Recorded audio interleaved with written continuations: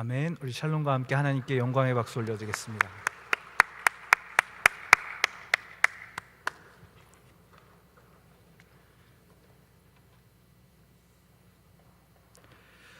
오늘 우리는 10월의 첫날 세계 성찬주의를 맞아 겸손한 마음으로 누가가 전하는 예수님의 십자가 고난의 본문을 읽었습니다.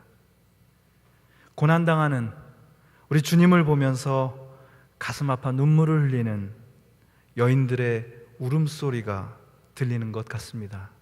그것은 제가 이 부분을 읽을 때마다 듣게 되는 환청과도 같은 것입니다.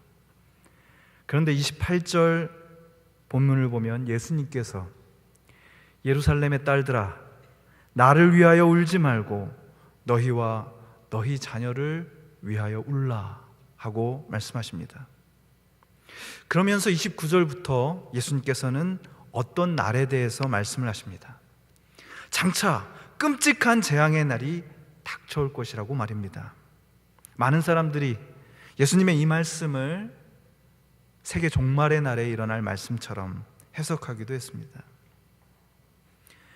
그 끔찍한 재앙의 날, 그때가 되면 임신한 여인, 갓난 아기를 품고 있는 여인이 제일 가련한 사람이 된다고 이야기합니다. 도대체 어떤 날이길래 예수님은 처절한 죽음의 길을 가시면서도 자기의 그 고통과 십자가 그 나무를 들고 가기도 힘든 그 상황 속에서 오히려 그 재난의 날 여인들이 겪게 될 끔찍한 고난을, 그런 고통을 더 염려하셨을까요? 도대체 어떤 날이기에? 여러분, 전쟁은요, 약자들에게, 특히 여인들에게 잔인한 시간입니다. 힘을 가진 사람들이 전쟁도 불사해야 한다, 전쟁을 해서라도 자유를 지켜야 된다 라는 말을 할 때 조심해야 합니다. 그것은 전쟁의 고통으로부터 가장 멀리 떨어져 있는 사람들이 하는 허언이기 때문입니다. 한 세대 후, 예수님께서 십자가에서 못 박혀 죽으시고 한 세대 후에 예루살렘에는 실제로 대규모 파국이 일어났습니다. 먼저 로마에 반대하는 반란 군이 결성되어서 로마 군인들을 예루살렘에서 쫓아내고 전투를 벌이기 시작했습니다. 그리고 이를 진압하기 위해서 로마는 엄청난 군대를 일으키고 예루살렘을 포위했으니 그때가 주후 70년 초반의 일입니다. 한참 동안 예루살렘을 포위한 로마인 군대는 주후 70년 여름 8월 10일 마침내 예루살렘 성 안으로 치고 들어올 수 있게 되었습니다. 성전을 불태웠습니다. 그리고 20일 동안 예루살렘 성 안에는 서로 죽이고 죽는 끔찍한 살육전이 벌어졌습니다. 그렇게 20일을 보내는 동안 예루살렘 시내에서 여기저기서 진행되던 저항도 점차 수그러들었습니다. 로마군의 진압이 처절했기 때문입니다. 9월 8일이 되었습니다. 유대인 역사가 요세푸스에 의하면 예루살렘 공방전 당시에 그 일이 있기 직전만 해도 성 안에는 어림잡아 270명에 달하는 유대인들이 살고 있었습니다. 270만 명입니다. 그러나 전투가 모두 끝나고 포로로 붙잡힌 유대인들의 수는 9만 명에 불과했습니다. 그 이야기는 엄청난 사람들이 죽었다라는 이야기입니다. 예루살렘 공방전을 치르면서 사망한 그 며칠간에 사망한 사람들의 수가 무려 110만 명입니다. 로마 군대는 예루살렘을 완전히 초토화시켰습니다.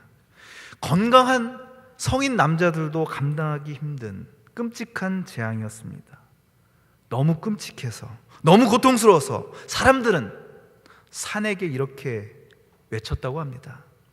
그때 사람들이 산들을 대하여 우리에게 무너지라 하며 작은 산들을 대하여 우리를 덮으라 하리라 라고 말입니다. 너무 끔찍하고 너무 고통스러운 일들이 벌어지고 있어서 산들을 향해서 소리친다는 겁니다. 내 위에 차라리 무너져 버려라. 나를 덮어라. 차라리 산사태나 지진이 낫다고 느껴질 정도로 처참한 비극이 찾아올 것이라는 겁니다. 그러니 29절에 보면 그런 때에는 잉태하지 못한 사람, 해산하지 못한 배, 먹이지 못한 젖, 보통 때는 가장 불행한 사람을 상징하는 그들이 오히려 복이 있다고 말하는 그런 지경이 된다는 것입니다. 다시 한번 말씀드립니다. 지금 예수님은 십자가를 지고 가시다가 그 나무의 무게에도 못 이겨 쓰러질 정도로 스스로 정신을 차릴 수 없는 그런 끔찍한 고난을 당하고 계십니다. 그런데 자신의 고통보다도 앞으로 닥치게 될 그 끔찍한 전쟁과 재난으로 인해 이스라엘의 약자들이, 특히 여인들이 겪게 될 고통을 염려하고 계시는 것입니다. 그러면서 예수님은 그 당시 사람들이 잘 알고 있었던 속담 하나를 말씀합니다. 31절의 말씀입니다. 푸른 나무에도 이같이 하거든 마른 나무에는 어떻게 되리요? 라는 말씀입니다. 좀 아리송하죠. 예수님께서 고통 중에 예루살렘을, 이스라엘 사람들을 걱정하시면서 하신 말씀입니다. 여기서 푸른 나무는 아직 살아있는 나무를 뜻합니다. 아직 살아남아서 그 안에 생기가 있기 때문에, 그 안에 아직 생명의 물기운이 남아있기 때문에 아직 꺾여서는 안 되는 나무입니다. 그런 아직 살아있는 생나무를 잘라다 땔감으로 써봐야 연기만 많이 나지 제대로 땔감이 되지 못합니다. 푸른 나무, 아직 꺾여서는 안 되는 싱싱한 생명의 나무입니다. 나아가 모든 민족을 평화롭게 살게 하는 화해의 생명을 뜻하는 생명의 나무입니다. 누가 이 생명의 푸른 나무입니까? 바로 예수님이죠. 그렇다면 마른 나무는 무엇입니까? 금방 불태울 수 있는 목재를 의미합니다. 얼른 태워버려도 마땅한 나무지요. 나의 혈기만 믿고 폭력과 폭행을 서슴지 않는 사람을 뜻합니다. 내가 추구하는 이상이 있기에 그것을 위해서는 어떠한 폭행도 폭력도 정당화될 수 있다고 생각하는 사람들입니다. 지금 로마 군인들은 푸른 나무 그리고 평화이신 예수님을 이렇게 고통스러운 십자가 위에서 처형하게 되는데, 훗날 마른 나무죠, 폭력적인 반란군들은 얼마나 더 심하게 대하겠는가. 그런 느낌으로 예수님께서는 말씀하고 계시는 겁니다. 너희가 푸른 나무에게도 이렇게 하거늘 나중에 마른 나무에게는 얼마나 더 혹독하게 대하겠는가 하고 말이죠. 예수님은 생명의 나무이시건만 마른 장작처럼 처형을 당하고 계십니다. 사람들이 그 푸른 나무를 때리고 찍어버리고 불태우려고 합니다. 마침내 해골이라는 곳에 가서, 그곳에 끌고 가서 처참한 십자가에 못 박아 버렸습니다. 푸른 나무인데요. 근데 그 순간 우리는 푸른 나무에게서 들려오는 놀라운 한마디를 듣게 됩니다. 34절입니다. 아버지, 저들을 사하여 주옵소서. 자기들이 하는 것을 알지 못함이니이다. 저는 이 말을 들을 때마다 어디서 듣든지 언제 듣든지 감동합니다. 주님은 말씀하십니다. 아버지, 저들은 저들이 하는 일을 알지 못합니다. 어떻게 이런 말을 할 수가 있을까요? 이 말이 얼마나 우리에게 큰 위로가 됩니까? 어두운 죽음의 그림자 속에 살아가는 사람, 그래서 이 세상과 타협하는 것이 그저 일상이 되어버린 우리를 향해서도 예수님은 이렇게 말씀하십니다. 아버지, 저들이 지금 하는 짓을 알지 못합니다. 얼마나 푸른 나무입니까? 얼마나 푸른 생명의 말씀입니까? 지금 당하는 무시와 멸시와 죽음, 그 너무나 황당한 핍박을 당하지 않으셔도 되건만 예수님은 기꺼이 당하십니다. 사람들은 그 푸른 나무를 멸시합니다. 35절에 보면 구경꾼과 관리들이 이렇게 비웃습니다. 너나 구원해라. 36절에 보면 군인들이 이렇게 비웃습니다. 너를 구원해라. 심지어는 예수님과 똑같은 모습으로 십자가에 매달린 행악자 중에 한 명이 너와 우리를 구원하지 그러니? 하면서 예수님을 비난합니다. 예수님을 마치 그런 일을 당해 마땅한 마른 나무쯤으로 생각하고 있는 것입니다. 너나 나나 말라서 죽어버릴 나무 토막에 불과한데 뭐 대단한 척하니? 그러면서 예수님을 조롱합니다. 여러분, 우리는 때때로 우리들도 믿노라 하는 우리들도 예수님을 그저 마른 나무로 생각합니다. 마른 나무 십자가. 오늘 우리에게 아무런 의미가 없는 그저 고체쯤으로 생각합니다. 오래전 십자가에서 죽은 한 사람, 그러나 지금 나에게는, 지금 이 자리에 앉아있는 나에게는 별로 의미 없는 존재입니다. 아니, 지금은 뭔가 나에게 말하고 있는지는 모르지만 나의 일상 속에서는, 나의 비근한 하루하루 속에서는 아무런 메시지를 주지 못하는 그런 마른 나무일지도 모릅니다. 역사 속에서 예수라는 사람이 있었습니다. 그가 한번 불타올라 사람들에게 뭔가 비추는 듯 하다가 지금은 재가 되어 버렸을 뿐이죠. 그런데 이런 예수에게서 마른 나무가 아니라 푸른 나무를 발견한 사람들이 있습니다.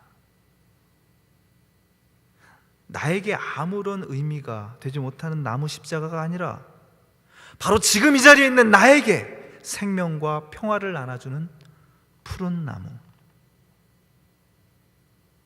예수님을 푸른 나무로 고백하는 사람들만 성찬에 참여하며 감격할 수 있습니다.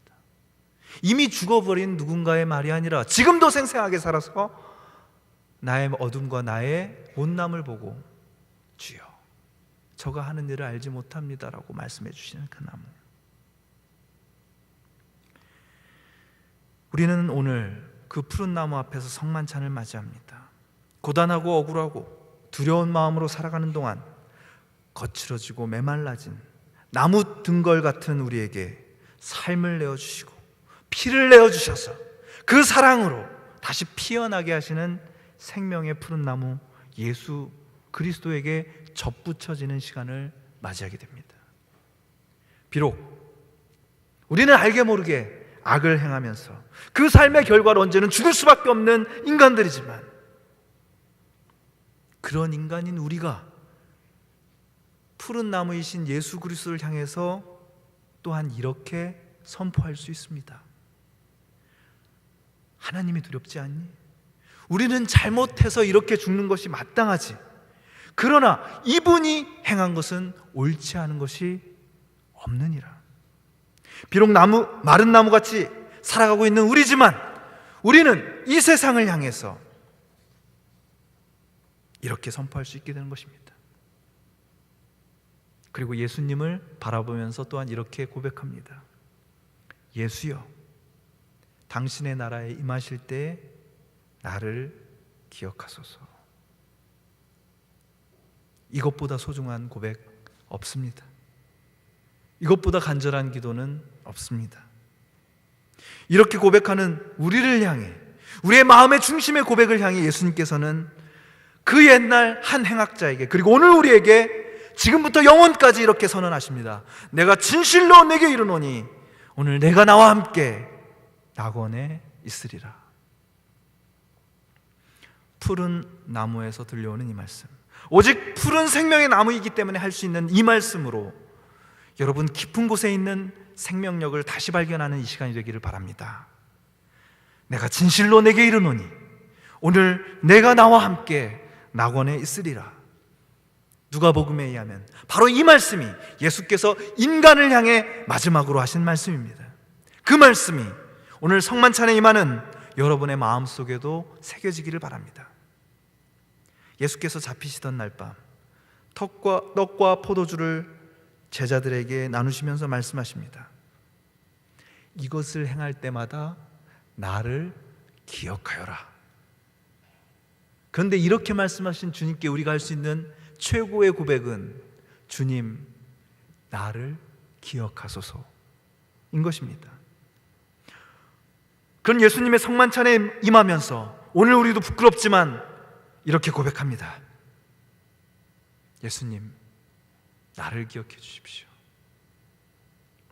예수님은 우리에게 선언하십니다. 내가 너와 함께 있으리라. 어떤 고통 속에서도, 어떤 피곤함 속에서도, 어떤 눈물 속에서도 우리는 함께 가는 거다. 주님은 결코 우리를 홀로 두지 않으십니다. 기도하시겠습니다.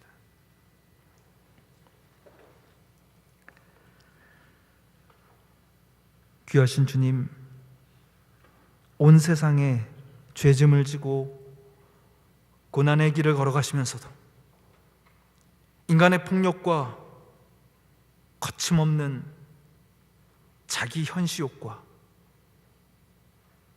자기의 생각으로 자신의 이상을 폭력으로라도 관철시키려는 인간적인 그 마음 속에서 벌어지는 온갖 이전 투구를 바라보시면서 아버지, 저들을 용서하여 주시옵소서. 저들은 자기가 하는 일을 알지 못합니다.